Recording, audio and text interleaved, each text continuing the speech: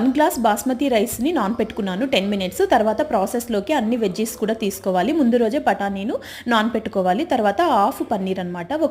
ఒక స్పూన్ నెయ్యి వేసి, 2 స్పూన్ల నూనె వేసి, మసాలా దినుసులన్నీ వేసేసి, ఆనియన్, పచ్చిమిర్చి గోల్డెన్ ఫ్రై వచ్చేంత వరకు మనం ఫ్రై చేసుకోవాలి. తర్వాత అల్లం వెల్లుల్లి పేస్ట్ వేసేసి ఒకసారి 2 మినిట్స్ పుదీనా కూడా వేసేసి కొంచెం మనము ఫ్రై చేసుకోవాలి.